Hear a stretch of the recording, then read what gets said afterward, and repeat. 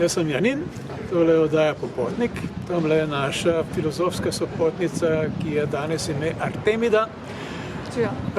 Še vedno, pozdravljena, še vedno ne vemo, kako izgleda, ampak lahko si jo predstavljamo, da je taka kot kakšna upodobljena grška lepotica, kakršnakoli že. Ampak zaenkrat bo ostala misteriozna, mogoče se bo pa kdaj tudi razkrila, ampak danes ne. Midva sva se pa zadnjič enkrat pogovarjala o Platonu, ampak Platon je filozof, ki je marsikaj povedal. Mogoče se spominjate, čisti, ki ste hodili v šolo, da so bili trije veliki grški filozofi. Najprej je bil Sokrat, ki je bil za ene pol generacije starejši od Platona, ta je bil pa spet za ene pol generacije starejši od Aristotela in so bili učenec drug drugega. No, Platon je pač bil srednji od teh in njegov učenec je bil Sokrat. In je komentiral tudi marsikakšno Sokratovo misel. Ena od Sokratovih idej je bila dokaj nenavadna. In sicer on pravi, da je vedeti isto kot delati. Artemida, kaj meniš, je to res ali ni? Če bi človek vedel, kaj je dobro, potem bi tudi delal dobro. Ni nujno. Zakaj ne? Lahko, da bi bil nezmožen delati dobro. Ampak če bi res bil 100% prepričan, da mora delati dobro, ker dobro je tisto najboljše, kar se sploh lahko dogaja in da zaradi tega mora delati dobro. Bi potem delal dobro ali ne bi? Ja, nekateri ja, če bi bil... Je človek sploh sposoben celo življenje delati dobro? Ja, če bi s tem dobro... Ja, odvisno, kaj je zdaj dobro za druge, ali dobro za tebe, ali dobro za vse. No, to je že zanimiv problem. Nekaj zate dobro, ni nujno, da je to zame. Dobro, ampak recimo, da si, kaj vem, recimo, da si en srednješolec, kako razmišlja srednješolec? Kaj bi bilo dobro, da bi on delal? Ja, da bi se zabaval, da bi imel veliko prijateljev, da bi imel tudi dobre ocene v šoli, da bi se dobro... misliš, da razmišlja o tem, da bi bilo dobro, da bi se več učil? Nekateri ja. Po moje skoraj vsak, ampak noben se pa ne uči. Učen, zakaj pa ne? Mislim, se učijo, ampak ne zadosti. Ja, če ti lahko z manj napora dosežeš isti cilj, potem se boš pač učil. Ja, ampak večina je zadovoljna, tudi če dobijo tisto dvojko, pa baš me boli za vse ostalo. Ampak če bi bili oni prepričani, da je res dobro, da delajo tisto, kar je po pravilih, se pravi, da se veliko učijo, pa čim manj visijo na telefonih in sploh na internetu in tako naprej, a bi potem to delali ali ne bi? Ja, zdaj, če je dobro, da imaš te dobre ocene, potem bi to delali. Če pa je dobro še kaj drugega, razen dobrih ocen v tem obdobju, ko pač odraščajo, pa to spet... No, pa če bi to, a misliš, da večina verjame v to, da je dobro, da delajo dobro? Recimo, da so vedno pošteni, da nikoli ne kradejo, da nikoli ne kvantajo, da nikoli ne kadijo. So tako vzgojeni, potem ja, se večina otrok je vzgojena, da je... Ampak kako oni ubogajo to svojo vzgojo, oziroma starše? 100% skoraj noben, ne? 100% Nič procentno pa tudi ne. Ja, v čem je bolj problem? V tem, da nismo prepričani, da je res dobro tisto, kar mislimo, da je dobro. Mogoče. A smo pa preveč leni ali pa preveč radi zahajamo v tisto, kar nam sprošča ugodje. Radi se zapijamo in zakajamo in se pretirano zabavamo in pijančujemo in letamo za dekleti oziroma fanti ali karkoli že. In zaradi tega delamo manj dobrega. Kaj misliš? Ja ali ne? Ja.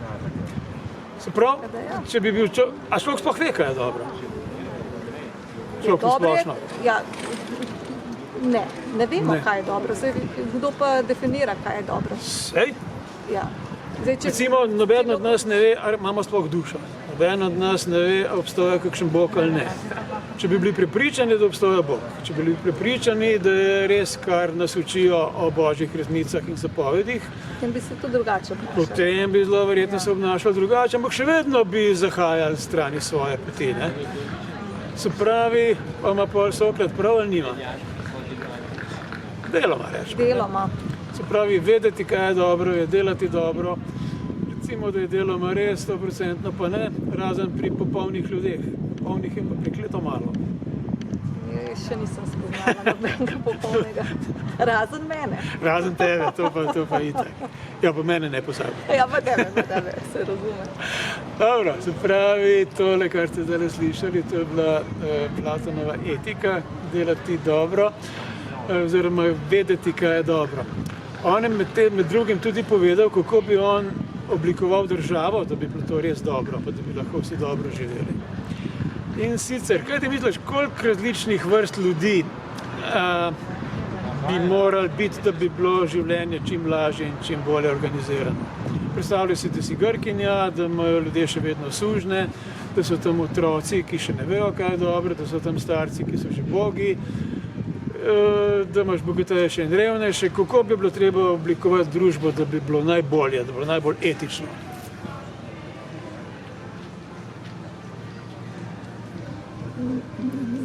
A bi ti obdržala na Platonovem mestu sužnje? Ja. Bi? Ja. Čeprav ni pravično, da so eni zasužnjeni, eni pa gospodarji. No, v tem pogledu pol ne. Pol bi pa kaj A tisti, ki manj vejo, imajo enako pravico, da odločajo, kot tisti, ki več vejo? Načeloma ne. Zakaj pa pri nas pol imamo vsi volilno pravico? Tudi tisti zadnji bedaki, ki pojma nimajo o ničemer, imajo enako pravico kot tisti najbolj modri in pametni. Je to prav? Ti kar neki zim, se ni važno. Ja. Kdo pa tisti, ki bo določal, kjeri so zdaj pametni, pa kjeri niso? Bi bilo treba delati test, pol do ene črte so vsi ta butasti, nad črtom so vsi ta pametni. Pa kdo bo to določal? To je tako ful relativno, kdo je pameten, pa kdo je Ja, sej? Zdaj, tisti, ki piše zakone, tisti bo pač rekel za sebe, da je pameten, ne? A so naši politiki sami modreci in pametni ljudje? Sigurno, da ne. A sami pa mislijo, da so? Seveda. Vidiš, to je ena od domislic, ki smo jo že večkrat slišali. Pamet je najbolj pravično razdeljena dobrina v našem svetu. Nobeden ne trdi, da bi on sam imel premalo. Vsi smo zadovoljni s svojo pametjo. Drugi so lahko butasti, pa ne vem kaj še vse, ampak mi smo pa pametni. Tako. No, kako bi zdaj bilo treba oblikovati državo? On pravi takole. 3 sloje bi imeli v državi. Dobro, otroci se pač pripravljajo na to, da bo prišli v enega od teh slojev. Ostali so pa razporejeni takole. Prvi so idioti. Ampak ta idioti ne pomeni to, kar mi ponavadi imenujemo idioti.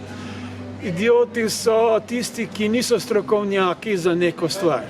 Naprimer, pri nas zelo pogosto srečamo kakšnega ministra ali pa kakšnega politika, ki dela idiotske stvari. Kaj to pomeni? To pomeni, da odloča o stvarih, o katerih pojma nima. Ali pa vsaj o katerih ni dovolj razmislil. Ali pa tako odloča, da bo dobro zanj in za njegove prijatelje, ne pa za tiste ta druge. Kdo so idioti? Idioti, po Platonovem mnenju, so obrtniki, kmetje, trgovci. To so tisti, ki znajo pridelovati hrano, gojiti živino, trgovati na kakršen koli način, torej obrtniki izdelovati pač tiste predmete, ki jih drugi ljudje potrebujejo. Ni jim pa treba biti ne vem kako modri, ker niti ne potrebujejo tega. Dosti je, da znajo delati tisto, za kar so pač nekako izbrani, kmetovati in delati obrtniške izdelke in trgovati. Ostalo pa niti ni bistveno. Se pravi, to so zdaj idioti. Preprosto ljudstvo, pa niti ne tako preprosto, pač razni mini strokovnjaki za mini stvari. Drugi bi morali biti vojščaki. Ta vojščaki pomeni ne samo vojsko, ampak tudi policijo. V grških časih še ni bilo razlike med policijo, pa orožniki, pa redarji, pa vojsko, ampak vsi, ki imajo orožje, so pač vojščaki. Kakšna je pa njihova vloga v svetu? Da delajo red. Da delajo red. Kaj pa, če kdo napade našo državo? Kako? Če kdo napade našo državo? Ja, da jih eliminira, da jih ubije. Tako, se pravi obramba države, navzven in navznoter. Navznoter pred lopovi, navzven pred sovražniki. Sovražniki so pa vedno tisti, ki niso mi. A je dobro, da so vojaki izobraženi? Ja, ne. Ne? To, da so lažje vodljivi. S tem se pa pravzaprav ne strinja. vojaki morajo biti modri, izobraženi, sicer ne toliko modri kot tisti tretji sloj, ampak morajo biti, ker drugače bi se lahko zgodilo, da bi vojaki s topom streljali na Dubrovnik ali pa na Mostar ali pa na, kaj vem, svetovni trgovski center ali pa karkoli, ali pa na Ukrajino ali pa na katerikoli del Izraela ali pa Gaze ali pa karkoli že. Tega pa nočemo. Torej, vojaki morajo biti izobraženi, ker ne more vsak bedak imeti orožja, ker če bi ga imel, potem bi se lahko dogajalo karkoli. Samo modri ljudje imajo lahko orožje, vsem ostalim ga je treba pobrati. Je to res, kaj misliš? Ja, absolutno, da se s tem strinjam. Ja. Se pravi, zakaj imamo teroriste? Zato, ker je tako enostavno pritisniti petelina. Če moraš ti z nožem priti pa nekoga zaklati, je bistveno težje, kot če sam pritisneš petelina, pa je bom že kar takoj mrtev. Skratka, orožje ima lahko samo modri ljudje. Ampak tisti vojščaki še vedno niso dovolj modri, da bi vodili državo. Zaradi tega je treba imeti še tretji sloj, to so pa modreci oziroma filozofi po Platonem. Tisti so pa edini dovolj modri, da vodijo državo. Zdaj pa idioti imajo lahko svoje žene, svoje otroke, ni problema, ker itak njihovi otroci bojo postali zelo verjetno prevzeli isto obrt kot oni sami. Žene seveda potrebujejo, zaradi tega, ker pač delajo doma, pa so bolj nežne in bolj usposobljene za marsikaj kot pa moški. Vsak ima svojo lastno ženo, ima svoje otroke, ki jih vzgaja in tisti otroci bojo postali nekega dne spet možje, ki se bojo včlanili kamorkoli že. Vojaki pa nimajo svojih žena in svojih otrok, ampak imajo skupne žene in otroke. Je to dobro, kaj misliš? Zdaj, če si vojak, je dosti možno, da ne boš ohranil svojega življenja. Ne? Kaj bo pa žena rekla, ko boš umrl? Ne bo zadovoljna. Kaj misliš, je dobro to, da bi imeli skupne žene in skupne otroke? Ja. Glej kot Platon, ne kot ti. Ja. Ja, kot Platon, potem ja. Se pravi, če nimaš svojih žena in svojih otrok, potem ne bodo tako zelo žalovali, ker niti za nobenega od otrok se ne bo točno vedel, čigav je, ampak bodo skupni očetje in matere in otroci. In če eden od teh očetov umre, zdaj, kaj čemo, taka je pač usoda. Veliko manj žalosti, veliko manj tragedij, poleg tega za vojaka itak treba pričakovati, da bo izgubil svoje življenje v obrambi ali navzven ali navznoter. In poleg tega morajo hoditi v šolo, ker morajo biti torej modri, imajo skupne žene in skupne otroke. Kaj pa filozofi, tisti modreci na vrhu, kako pa z njimi? On mora imeti vsak svojo ženo in svoje otroke. Niti to ne. Ker tisti kmetje, obrtniki, trgovci imajo vsak svoje premoženje, vsak svoje žene, vsak svoje otroke. Vojaki imajo skupno premoženje. Se pravi, tiste popušk takrat ni bilo, ampak kar je pač od orožja. Skupne spalnice, tako kot so danes v vojski, in vse tisto ostalo je skupno, se pravi skupno premoženje, skupne žene, skupni otroci. Filozofi nimajo pa nič od tega. Nič od tega. Se pravi, niti svojega premoženja, niti svojih žena, niti svojih otrok. Zakaj pa ne? Prvič, če bi imeli premoženje, človek je nenasitno bitje in nikoli ni zadovoljen s tem, kar ima. Vedno bi hotel imeti še več, pa še boljš, pa še lepš, na vsak način pa boljš kot ima njegov sosed.